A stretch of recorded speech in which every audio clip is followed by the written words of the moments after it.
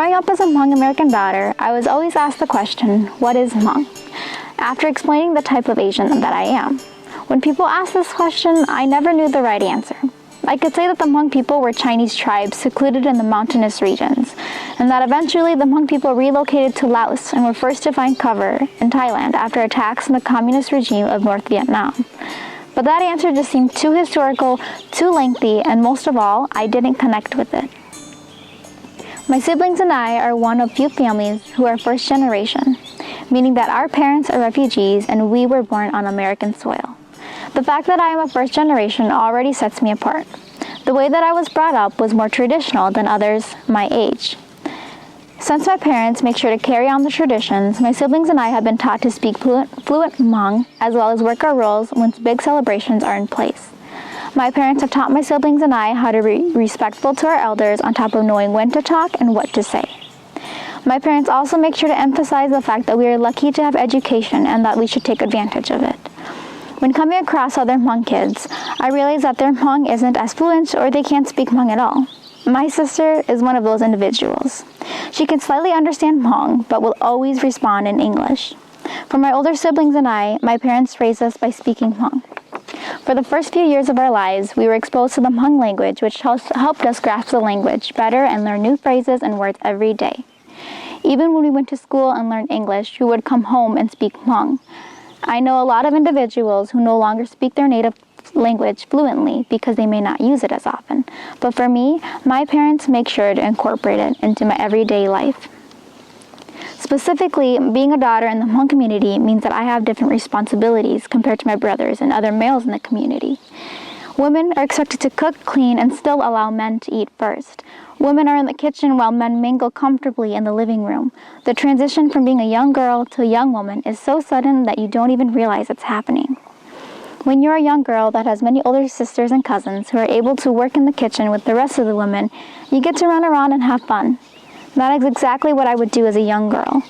Whenever there are gatherings and parties at my house, oftentimes leading other girls to play chase with the boys that were present, I will always remember that beautiful summer day where my family was hosting an event. There I was, a 9-year-old girl, running around with my 2 younger cousins. My mom had sent my brother to come find me and tell me to report to her. But after finding me, he continued to run with the other children. I began to look for my mom in the crowd of guests. But when I found her, she told me in a serious tone, that I was a girl and wasn't supposed to be running around anymore, and that I now had responsibilities to take care of. Yet I didn't understand. For 9 years of my life, I spent time running around, having fun with the other kids like any kid should be. I remember my mother turning me away and telling me to go look for work to do near my sisters. The thing was, I didn't want to look for work. It wasn't fair to me that my brother, who was 3 years older than me, got to run around and play. While pondering this new unfairness, I went to find my sisters. Asking my elders to move aside, I finally reached my sisters, only to have them ask me what I was doing. When I told them why I was there, they told me that all the work was completed. I remember all my sisters and cousins telling me that my efforts to help them were cute, but I should go play. I remember feeling embarrassed. I wasn't trying to be cute, I was trying to be helpful. For what felt like the next 3 years of my life, my efforts were cute and I was never really needed. Except if my mom ever saw me running around and having fun, she would lecture me in a soft tone to find something productive to do. I remember getting really good at running with kids my age, and whenever I could hear my mom, I would stop running and hide from her. When I turned 13, it was as if something had clicked in my head. I understood that I was a woman. I needed to learn how to cook, clean, and most importantly, I needed to behave. It wasn't at all easy, though. I remember my efforts were more accepted, but truth is, I didn't know what to do. No one had taught me how to use a knife to cut vegetables or even how to throw ingredients into a pot and to cook a traditional dish. I would sit next to my eldest sister and only knew one thing. I couldn't run off to have fun. It felt like torture, watching all my older cousins bond over school and work, seeing my aunts and mother laugh while cooking. It made me question why all these women were needed in the crowded kitchen. That didn't stop me from trying to grow up with my sisters, though. I would always stay by their side, asking if they needed help. Most of the time, it led to me washing dishes or rinsing all the fresh vegetables. As much as I hated washing the dishes with the ice-cold water and rinsing the vegetables with dirt and crevices, I knew that it was the only way I could help out in the kitchen. And as years went on, I learned how to cut vegetables the proper way, how to season the dishes to elders' liking, and how to have a decent conversation with all the ladies surrounding me. I learned that all that by simply watching and taking mental notes. As hard as it was, I was proud of myself for finally making use of my time spent in the kitchen. For once, I felt like I belonged with the rest of the females in the family. I never understood it before, but being in the kitchen and helping out with the dishes, you are surrounded with the aroma of garlic, lemongrass, and all the other seasonings. Not only that, but being in the kitchen with the other women allowed me to finally understand that being a woman in the Hmong culture isn't easy or fair. With our hard work, we're rewarded with the satisfaction of a meal on the table. However, that was not the only thing I was rewarded with. I was able to hear stories about how life was overseas. The stories that make me proud to be a Hmong American daughter are the stories that my parents and grandfather tell me. Whenever I hear their stories, it makes me proud of them and how they got to the United States. Oftentimes, my siblings and I do think back on their stories to help push ourselves. One story that I have listened to is my mother's, Mai. She tells the hardship that her and her family go through in order to make it to the United States. I am always more than willing to listen to her stories because I know it's a very special story. Her father, my grandpa, U.S.A, was a soldier who helped fight in the Secret War, and that in itself makes her story a little more interesting. Mai's grandparents did not want to flee from Vietnam. They knew that the chances of dying were high. The only way they would flee would be if Mai's dad would kill them. A lot of elders believed that there were giants in the United States because there were tales told. They feared that the giants would kill them once they got to the new land. So they told Yua, their son, that if he wanted to run, he would have to kill them before the giants did. However, Yua had too much love in his heart. He could not bring himself to end their lives. Yua continued to watch over them and his family until his parents passed away. And after a few years, he was able to flee. However, he feared that with so many kids, his chances of fleeing successfully were low. Yua continued to stay in Vietnam for a couple more months. Eventually, the remaining family ran from village to village, staying for a few years so no one would suspect that they were fleeing. Mai's father, U.S.A, was a soldier and nurse for General Vang Pao and the Americans. Though he never got to meet General Vang Pao, he knew that he was working for him and would do his best to fight for the Hmong people's freedom. Since Yua was a soldier, he knew that he and his family could not remain in one place for too long. Her father would never sleep in the house in fear of the Viet Cong soldiers. He would sleep outside rather than inside to protect his family. So he would fall asleep to the sounds of bugs chirping in the night, gunshots and voices in the distance. In 1988, Mai's family was able to make it to the village of Viet Thanh, which is now the capital of Laos. Here, her family had relatives in the village who worked for the army. Mai's mother, Pa Vang, went and talked to her relatives to ask for a little bit of money to help speed up the process. Pa Vang's parents had already made it to the United States and were sending money to Mai's family, telling them to make it across soon. The soldiers were okay with the extra money and accepted the family's request to speed up the process. In 1989, Mai's family was then shipped to a farmer's land that was near the Mekong River. The farmer then used his canoe to ship the family across the river, where a car was waiting to take the family to another farm.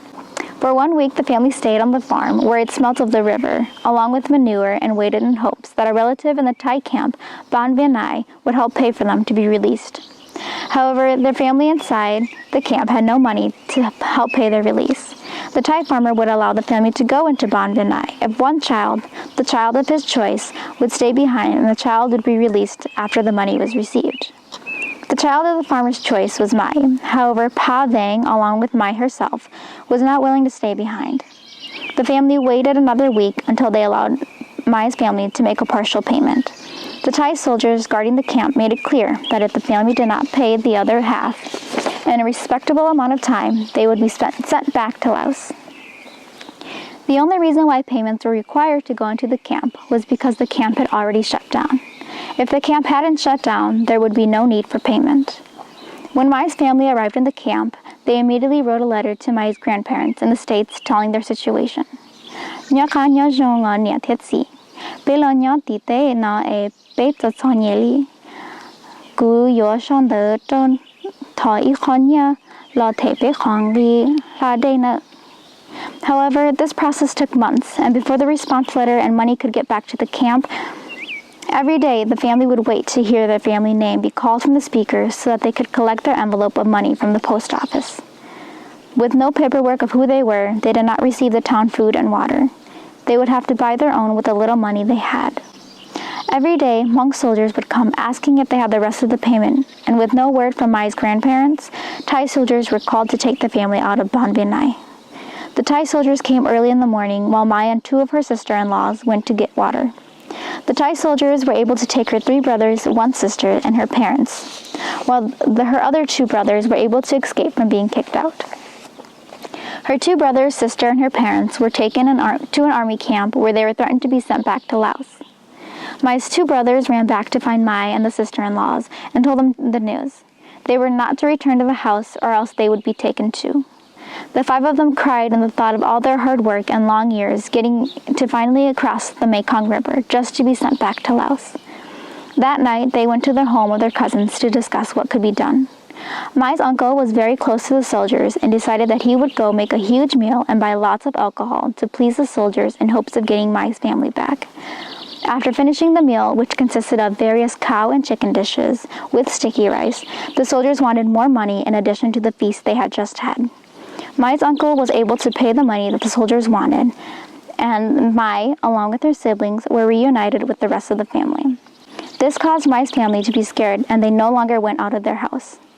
Her father worked to find a new way to the United States and found out that there was another camp that the family could be sent to. To get to this camp, they would have to pay more money. Mai's family had received money from her grandparents and were able to make the payment. There was a market that was open to the public in Ban Vinai. This market was bustling with people, and so the family followed each other from a distance, not wanting to make it obvious that they were leaving. Surrounded by the aroma of fresh baked goods, fruits, vegetables, and meats, they slowly made it to a van that was waiting for them at the opening of a gate. 2 days and 3 nights later, the van dropped them off outside of another gate, surrounded by more soldiers. Once the family arrived at the new camp in 1990, Thai soldiers beat Yule with the back of their guns because no one should have known about that camp. The camp was called Cha Veng Nang. Mai's dad held his head high and did not tell who told him about the camp or who drove him. Rather, he told them that he was also a soldier and that he had walked a tiring, long walk. The soldiers guarding the gate wanted proof that he was a soldier. Mai's family was smart enough to strap pictures on Mai's sister's thigh and money onto Mai's thigh. They retrieved the picture of her dad as a soldier, and the soldiers apologized for beating him up. Since Mai's dad was a soldier, he and the rest of the family were able to get inside the camp. The family received paperwork in the camp and registered as citizens of Thailand. For 6 months, the family waited to be relocated to Chai Kang, another camp, to officially have paperwork that they belonged in Thailand. 3 months after staying in Cha Veng Nang, Mai's family was sent to Chai Kang to register for an interview to see if they were qualified to move to the United States. 1 year after registering, the family was approved and was moved to the basic learning camp, Panan Niku, where they stayed for 3 months. Here they learned English, how to properly take care of their personal hygiene, and basic schooling. Mai's uncle was his family sponsor, and they were finally on their way to the United States. The family of 12 made it to the United States in September of 1991. When my mother Mai told me this story, it made me so thankful to be born on United States land. I don't think I could ever venture across Laos and Thai, knowing that whole villages were being burnt, people are dying, and families are being separated. I look at my mom and I see a brave woman who not only escaped a dangerous land, but also a woman who birthed and raised 7 children when she had nothing. However, she didn't do it alone. My father, Nang, met Mai in California after fleeing from Thai and Laos. Although my father doesn't share as much about his past, I know that he went through a lot as well. At the age of 5 years old, Nang's father was killed during combat. His mom took him and all his 10 siblings to find a safe spot. While fleeing, the family was ambushed by Viet Cong soldiers. When shots were fired, the family ran in all different directions. His sister's arm was scraped by a bullet as she was holding hands with Nang. This caused her to let go of his hand, and he was left to flee by himself. His mom was able to find a few of her children, but Nang was lost. With no real hope of finding each other again, they continued their way to refugee camps in Thailand. The whole family was able to reconnect in Ban Viannai near the Mekong River. The houses in the camp were small and cramped. For a few days in the camp, families were able to sign up for food, water, and other resources. No one was able to leave the camp. However, many people, including Nang, left to find more resources since those given weren't enough. If they were caught outside of the camp, they would be beaten to death or sent back to Laos. However, Nang decided to take the risk because having a full stomach was worth being caught. Hearing my dad's bravery and sacrifice reminds us, first-generation children, that we should work hard.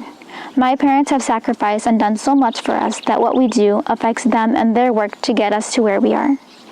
Overall, knowing that my parents have left everything to start a new life, started from very little, and are able to provide me with the basic necessities proves to me that I can do anything.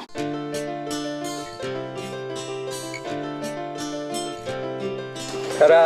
Ta-da! That's good, that's good. So you learned what you said in the last paragraph. Was this easy to do? Was it hard? It was hard. What made it difficult? I think listening to all the stories and just having them, like, first translating it to English and having it make sense, but then also just hearing their hardships and, seeing how emotional they get when they retell the stories. Very, I would think, yeah. So now that you've got a story there, have you shared this with your parents? I have not. Okay, are you going to? I'm hoping to. Okay.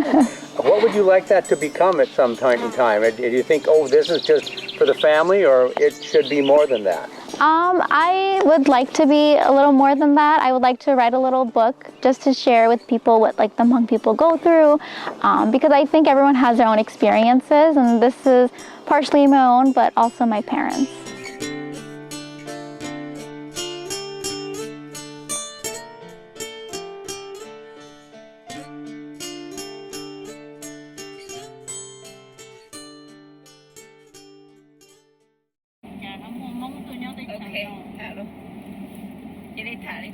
Tao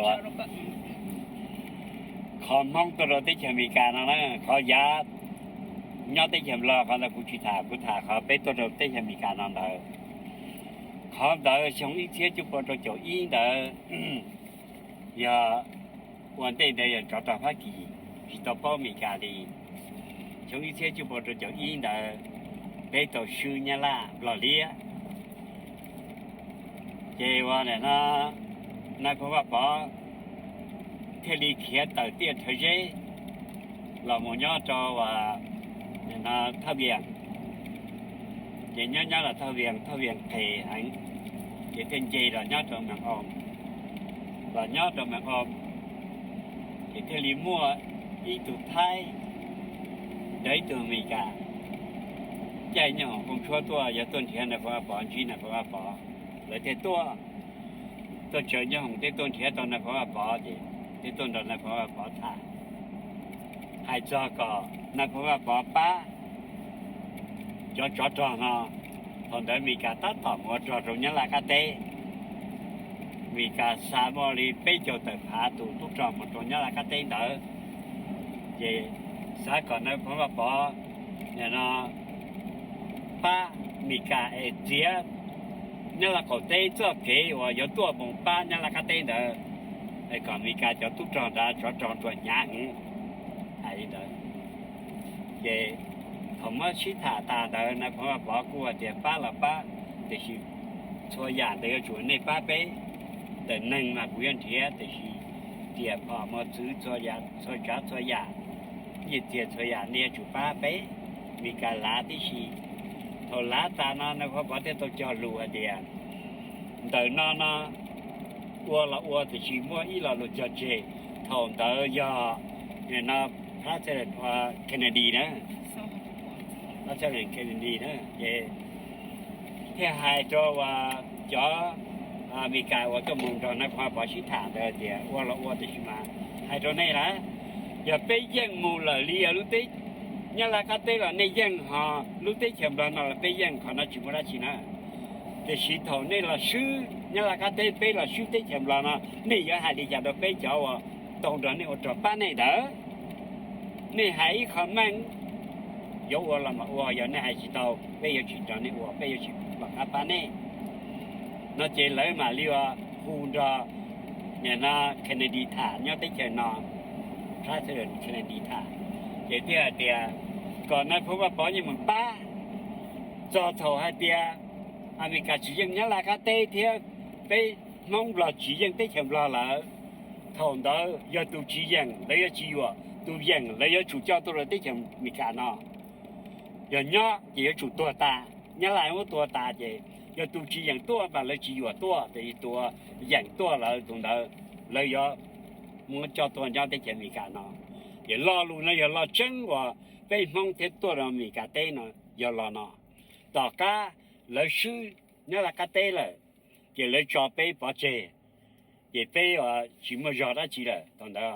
แต่ไปจีมัวเดี๋ยวเตี้ยต่อก็ให้จะลุงเนาะเดี๋ยวเลยเดี๋ยวยัวจะลุงกุ้งเดี๋ยวเลยจีชัวเลยจะลุงเดี๋ยวก่อนนั้นเพราะว่าพอยังไม่ชัวนะเพราะว่าจะกู้ทหารจอนนายทหารเดี๋ยวgiờ tụi chỉ cả tua là nửa nhau nửa mà tụi tua có như mình muốn bây là lấy tỏ tua chứ không bị cả nó thiên lý uốn phổ bê bông tê chờ là tua trồng thái tê sĩ phụ tua thái tê mì cả thì tao giải bê rồi tê chờ mì cả nó chỉ cho bê ở tua thiệt nó thì họ bê tung cần bê tua thiệt vì bao lúc cho trên đời phát triển Kennedy bê sợ rồi thì tao tê chờ mì cả nó bê tua trời liền khó cho nó chỉ cho lũ chứ chỉ cho bê tua thiệt nó thì họ nó thay nó rồi đi cho nhiều các bao cho chân đi đời cái con nó anh chị con nó yêu khó có yêu cầu cũng thấy chỉ hay cho người cha bé thì tôi sẽ tới xem mình cao nó là cái nó là bé một sự là gì cũng thấy cái gì hay cũng mất cái gì nó cũng mà là